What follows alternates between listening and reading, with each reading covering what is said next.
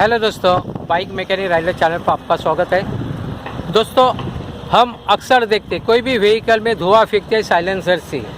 जैसे बाइक के बारे में हमारा चैनल है बाइक मैकेनिक राइडर, तो बाइक के बारे में हम लोग बात करते हैं। बाइक का साइलेंसर होता है, उसमें से कभी कभी धुआं फेंकता है। धुआं अलग अलग प्रकार का होता है, कलर अलग, कभी कभी भूरा या ऑरेंज कलर का होता है, या ज़्यादा करके ब्लैक भी धुआं हो सकता है।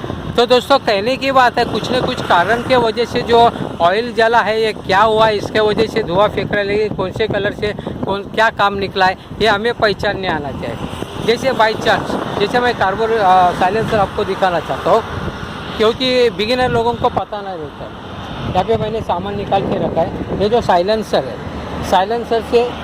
साइलेंसर से हवा बाहर आ जाएगी, तो ये मतलब है। तो दोस्तों, सबसे पहले हम लोग बात करते हैं, बाई चांस कभी कभी आपका साइलेंसर से ब्लैक धुआं बाहर फेंक दिया।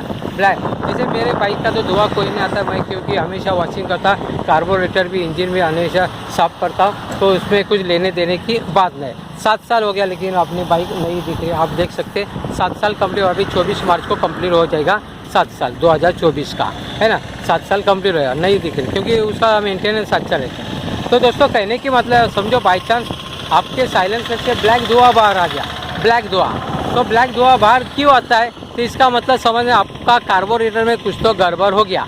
तो कार्बोरेटर को आपको क्लीन करना पड़ेगा। कार्बोरेटर क्लीन करके तो ये ब्लैक धुआं समाप्त हो जाएगा, यानी नहीं आएगा। यानी कभी भी ब्लैक धुआं आता है, वो कार्बोरेटर के वजह से आता है, तो उसको आपको क्लीन करना पड़ेगा। कुछ तो अंदर गड़बड़ हुआ है क्या मेन जैक में वगैरह, उसको आपको देखना पड़ेगा।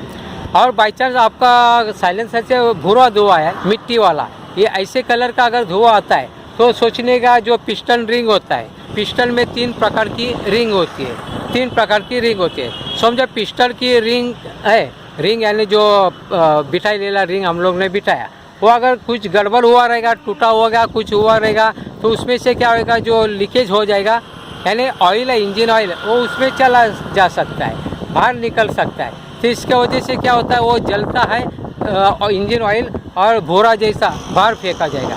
यानी कहने का मतलब, ब्लैक अगर धुआं आता है साइलेंसर से, तो इसका मतलब कार्बोरेटर में गड़बड़ है।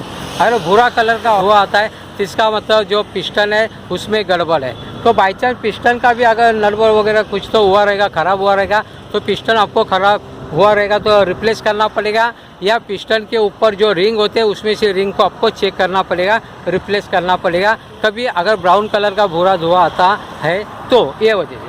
और दूसरे भी तरीके से अलग अलग धुआं आ सकता है। उसके लिए आपका पूरा सिस्टम इंजन का वो अच्छा होना चाहिए। इंजन का सिस्टम अगर अच्छा नहीं रहेगा, तो जो बाहर निकलने वाला धुआं है, वो अलग अलग प्रकार का धुआं दिख सकता है, अलग अलग वाइट धुआं भी दिख सकता है। कभी कभी वाइट धुआं के बारे में मैं अभी बात करना चाहता हूँ। दोस्तों, कभी कभी लोग इंजन का काम करते हैं। अगर इंजन का काम करें, तो इंजन का काम करते समय कुछ न कुछ स्पेयर पार्ट्स आपको रिप्लेस करना पड़ता है, नया बिठाना पड़ता है, सेटिंग अलग से करना पड़ता है। अलग से बोलकर फिर से सेटिंग निकाल के फिर से सेटिंग किया है ना।